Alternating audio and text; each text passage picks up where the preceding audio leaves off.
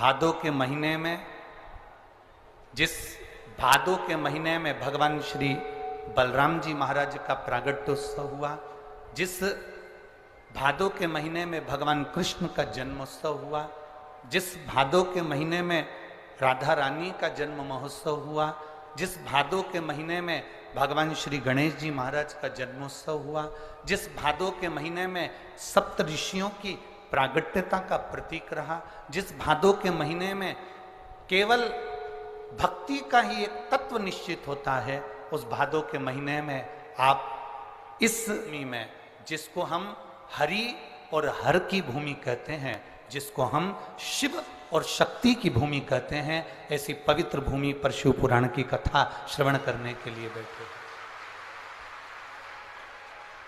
और उस बीच में भादों के महीने में शिव तत्व की प्राप्ति।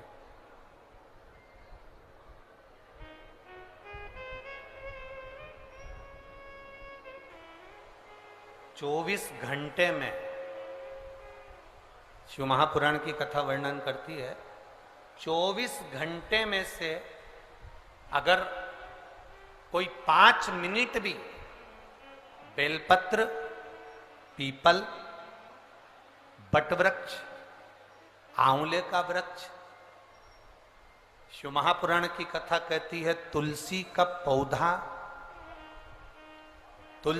पौधा हो, बेलपत्री का वृक्ष हो, या पीपल का वृक्ष हो, बट वृक्ष हो, आंवले का वृक्ष हो, या तुलसी का क्यारा हो, इनकी छांव में जो 5 मिनट भी बैठ लेता है, शिव महापुराण की कथा कहती है कि 24 घंटे उसके शरीर में एक अलग से बल उसके शरीर को प्राप्त होता है, जिससे वो रोगी नहीं रहता है। इन वृक्षों की महत्वता है। स्कंद पुराण कहती है जिस व्यक्ति पर कर्जा बहुत ज्यादा मात्रा में हो जाता है और कर्जा चूकता नहीं है, आप बहुत प्रयास कर लिए, करोड़ों रुपए का कर्जा हो गया, यहां से लिया वहां दिया, वहां से उठाया वहां दिया, वहां से उठाया वहां दिया, तो निवेदन है कभी मौका लगे कर्जा मुक्ति के लिए सारे वृक्षों में अगर कोई श्रेष्ठ वृक्ष माना गया है तो वो बट का वृक्ष माना गया महाराज। इसलिए प्रशासनिक कार्य के लिए, मानसिक टेंशन में, परेशानियों में बटकेश्वर महादेव का स्मरण किया जाता है। और यदि निवेदन करूंगा बहुत ज्यादा, यदि आपको कर्जा हो गया है, बहुत ज्यादा कर्जा हो गया और वो कर्जा चूक ही नहीं रहा, तो थोड़े दिन बड़ के पेड़ के नीचे आप बटकेश्वर महादेव के लिए 1 लोटा पानी, उसमें थोड़ा सा पिसा हुआ चावल पीस के गला लेना चावल को और पीस लेना, पीस के उस पानी में मिला लेना और मिलाकर उसमें थोड़ी सी हल्दी पिसी हुई डालकर बटकेश्वर महादेव के नाम से बड़ के पेड़ के नीचे अपनी कामना कर कर जो कर्जा हुआ है उस कर्जे का भान देते हुए, स्मरण देते हुए छोड़ दीजिए। महाराज 2 या 3 सोमवार एक ही जगह पर करना, 3 सोमवार बाद वहीं से बड़ के पेड़ की थोड़ी सी जड़ उठा लाना और उस जड़ को एक कोई धागे में बांधकर या तो अपनी गले में डाल लो या अपनी जेब में पटक लो, उसको थोड़े दिन पटक कर रखना, लगभग 2 से 3 महीना पटक कर रखो। वो जड़ जैसे बड़ का पेड़ विस्तार होता है, पानी गिरे ना गिरे, जल वृष्टि हो ना हो, गर्मी पड़े ना पड़े, उसको कोई फर्क नहीं पड़ता, बड़ का वृक्ष आप रूप फैलता जाता, उसकी जड़ें अपने आप प्रबल होती है। उसी तरह ये बटकेश्वर महादेव कहीं से भी अगर जड़ आपके पास में रखी है 1 महीना, 2 महीना, 3 महीना तक, तो ये जड़ अपने आप लक्ष्मी को पकड़कर खींच कर लाती है और कर्जे से मुक्त कर देती है। बटकेश्वर महादेव का स्मरण सुख का देना हो। शिव महापुराण वर्णन करती है, आज भी नियम है, आज भी नीति नियम। जिसके घर में संपदा की कमी होती है, जिसके घर में कर्जा बढ़ जाता है, लक्ष्मी नहीं आती, बहुत टेंशन की जिंदगी जीता है मनुष्य, व्यापार चल नहीं रहा, बहुत तकलीफ का जीवन चल रहा होता है, तो आज भी नियम है महाराज, आज भी नियम।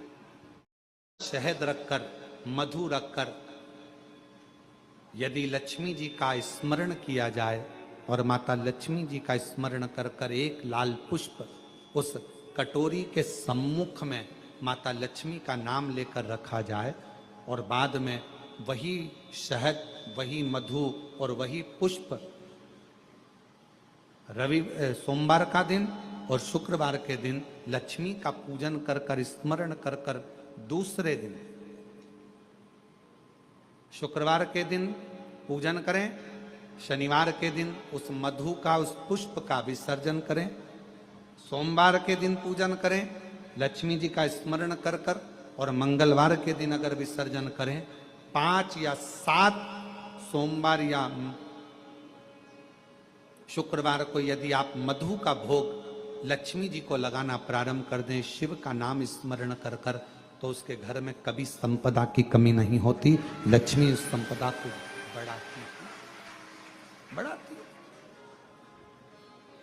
और हम तो यहां तक कहेंगे, प्रयास करो, अगर आपके घर में छोटा सा शिवलिंग विराजमान है, आपके घर में अगर छोटा सा शंकर जी का शिवलिंग है, छोटा सा शंकर भगवान का शिवलिंग है, या आपके घर में कुबेरेश्वर धाम का कंकर है, और आपके घर में यदि शंकर भगवान का शिवलिंग है, या सीहोर का रुद्राक्ष हो, या शंकर भगवान का शिवलिंग हो, या कंकर शंकर हो, तो निवेदन है जहां पर भी शिवलिंग आपके घर में विराजमान है, अगर छोटी सी कटोरी में एक बेलपत्र को आप नीचे रखिए, छोटी सी कटोरी उस बेलपत्र के ऊपर रखकर उसमें थोड़ा सा मधु, शहद, शंकर भगवान की साक्षी में शिव जी के सामने अगर शुक्रवार की शुक्रवार रखना प्रारंभ कर दो, धीरे धीरे संपदा की वृद्धि अपने आप होना प्रारंभ होगा।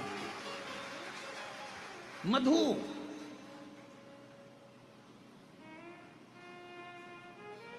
देवी भागवत का यह प्रसंग है, छठे स्कंद का 16वां और 17वां अध्याय देवी भागवत का वर्णन करता है। मां लक्ष्मी पृथ्वी पर आ गई, रात्रि को देखा कहीं स्थान नहीं, एक बूढ़ी के स्थान पर, बूढ़ी के दरवाजे पर जाकर विनय करी, शहद मधु पाने को मिला, वर दे दिया, मैं तुझे वर देती हूं, तेरे घर में कभी संपदा की कमी नहीं आई। तूने मुझे मधु दिया, तूने मुझे शहद दिया। आए जब कष्ट, बहुत कष्ट का जीवन चल रहा हो, बहुत कष्ट की जिंदगी चल रही हो, जितने भी लोग ऑनलाइन कथा सुन रहे हैं ध्यान लगाना, अगर कष्ट का जीवन चल रहा हो, तकलीफ की जिंदगी चल रही हो, 5-7 सोमवार, या तो 5 सोमवार या 7 सोमवार, हाथ में दुर्वा, मान लो ये तुमने दुर्वा ले ली, हाथ में दुर्वा, एक बेलपत्र, और उसी हाथ में अपने घर का भरा हुआ 1 लोटा जल, पहले रखना है दुर्वा, फिर रखना है बेलपत्र, उसके बाद में हाथ में 1 लोटा जल, और दोनों हाथों का स्पर्श करते हुए जो अपना पूजन का कक्ष होता है घर के अंदर का, उस पूजन कक्ष की साक्षी में खड़े होकर अपने कुल देवता, पितृदेवता और अन्य देवताओं का स्मरण करते हुए, बाबा बहुत दुखी हूँ, बहुत तकलीफ में हूँ, बहुत कष्ट में हूँ, मेरा परिवार आज दुख तकलीफ में है, मेरा परिवार आज कष्ट में है, दुख में है, कष्ट में है। बाबा को अपने मन का भाव कहते हुए, हृदय से प्रार्थना करते हुए अपने घर के मंदिर से निकलकर फिर उस जल को लेकर शिवालय तक जाओ और दक्षिण की ओर खड़े होकर उत्तर की ओर मुख कर कर जल समर्पित करो। बेलपत्र और दुर्वा दोनों को अशोक सुंदरी वाली जगह पर चढ़ा दीजिए। अशोक सुंदरी की जगह तो सबको मालूम है ना। अशोक सुंदरी वाली जगह पर उस बेलपत्र और दुर्वा को समर्पित कर दो। चढ़ा हुआ थोड़ा सा जल लेकर आओ, घर के दरवाजे पर उसका छींटा दे दो, लेपन कर दो और बाबा से 5 सोमवार नियम से आप दुर्वा, बेलपत्र और जल का प्रयोग अगर करोगे, 5 सोमवार पूर्ण होंगे, जो तुम्हारा दुख है वो समाप्त जरूर होगा। शिव करना जरूर, शिव कृपा जरूर। बस इसमें 3 चीजों का स्मरण रखिएगा, 3 चीजों का ध्यान। पकड़ रहा गला, आवाज खुल नहीं पा रही, थोड़ा आवाज खोलिए और मिठास दीजिए। शिव पुराण कर रही है, इसमें 3 चीजों का स्मरण करिए। पहले नंबर पर दुर्वा, दूसरे नंबर पर बेलपत्र और तीसरे नंबर पर जब जल चढ़ाकर वापिस आओ तो अपने घर में प्रवेश के पहले देहली पर, चौखट पर भगवान शंकर के अपने घर के द्वार पर शिव का नाम लेकर जल का सिंचन। उसका फल कितना है? शिव जी की 5 बेटियों में एक बेटी श्यामली बारी, नाम बोलो आप लोग, श्यामली बारी। एक ऐसा नाम है ये, महाराज मान लो कर्जा बढ़ गया है, 5 लाख, 7 लाख, 3 लाख, 4 लाख, 2 लाख, कोई भी थोड़ा सा भी कर्जा अगर मस्तक पर है, माथे पर है, तो शिव जी की श्यामली बारी नाम की जो कन्या है, बेटी है,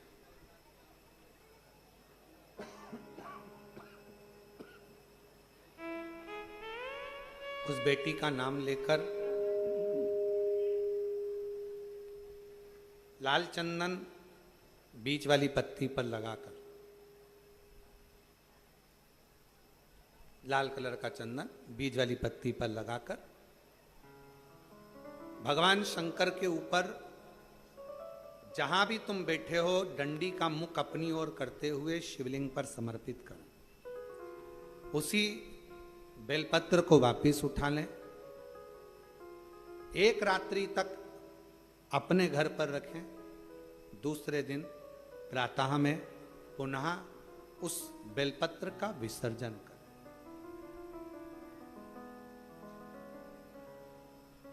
विसर्जन करते समय आपके ऊपर कितना कर्जा है, कितना कर्जा आपके ऊपर है, उसका स्मरण करते हुए, शिव जी से विनय करते हुए और अपनी मेहनत को 4 गुना करो, अपने कार्य को बढ़ाओ। दुकान हो, नौकरी हो, सर्विस हो, बिजनेस हो या कोई भी कार्य कर रहे हो, उसको लगनता से करना प्रारंभ करो।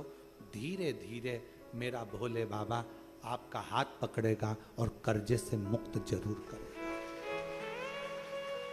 आज के समय में, आज के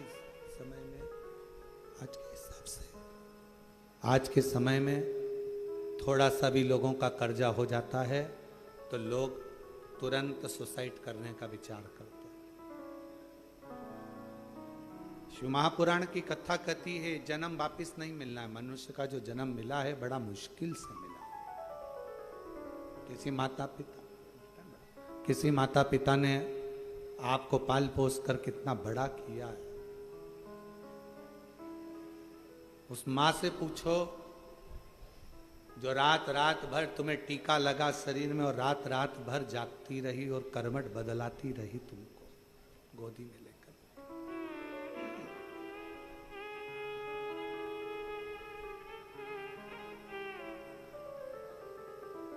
एकदम कैसे विचार कर ले। अपने प्राणों को इतना सरल मत समझो, इतना सस्ता मत समझो। कर्जा तुमने लिया है ना तो चुकाओगे भी तुम। मेहनत भी तुमको करना है, परिश्रम भी तुमको करना। बस अपने मन को मजबूत बनाना कि मेरा कुबेरेश्वर बाबा, उसको कुबेर भंडारी कहते हैं। जब सबका भंडार भर सकता है तो मैं थोड़ा इंतजार करूंगी, मेरा भी भंडार भरेगा और कर्जा जरूर भरेगा। थोड़ा देरी हो सकती है। कुबेरेश्वर धाम पर आने वाले शिव भक्तों से हम निवेदन करेंगे, आप उसके दरवाजे आते रहो, जाते रहो। वो सुनता, थोड़ा देरी हो सकती, थोड़ा समय लग सकता,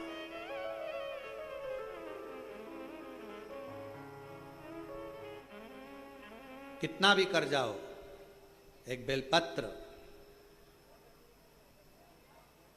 लालचंदन, शिव जी की बेटी, क्या नाम है, श्यामली बारी, स्पर्श कर कर शिव को समर्पित करो। थोड़ी देर बाद अपनी कामना कर कर उठा लाओ। रात्रि विश्राम अपने घर में रखो।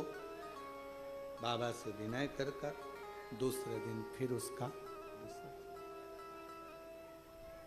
विनय 5-7 सोमवार करके देखो। बाबा से विनय करोगे, वो आएगा, हाथ पकड़ेगा, ले जाए।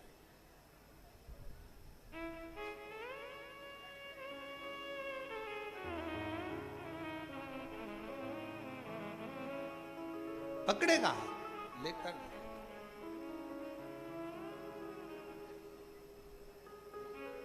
और जब मेरा कुबरेश्वर बाबा, मेरा त्रिकालदर्शी कैलाशी अविनाशी शिव करुणा करता है, तब दुनिया का सुख उसकी जिंदगी में, उसके सम्मुख में होता है। दुनिया का सुख। शिव कथा कह रहे हैं, शिव जी ने समझाया, पार्वती ये श्रेष्ठ नहीं, ये मेरी बेटियां हैं।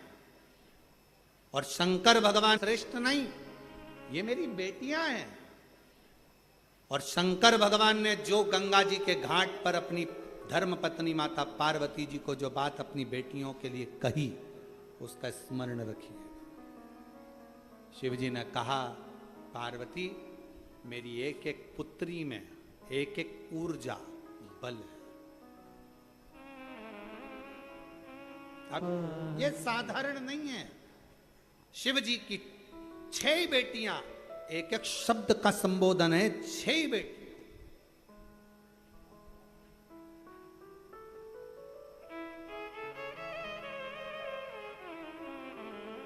श्यामली बारी कर्ज से मुक्त कर देती है, जया बल प्रदान कर देती है,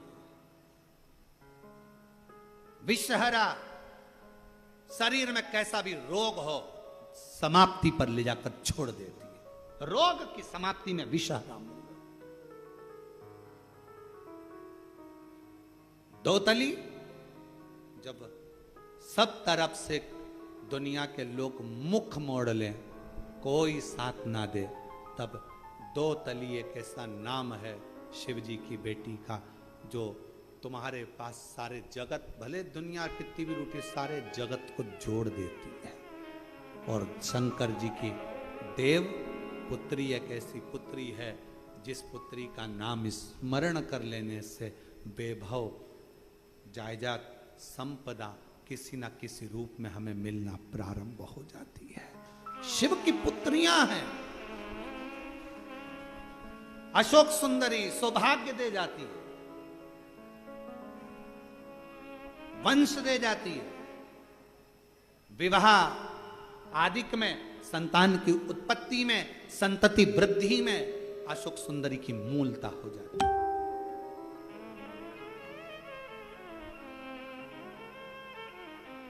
शिव की पुत्रियां, बस वो कहते हैं ना,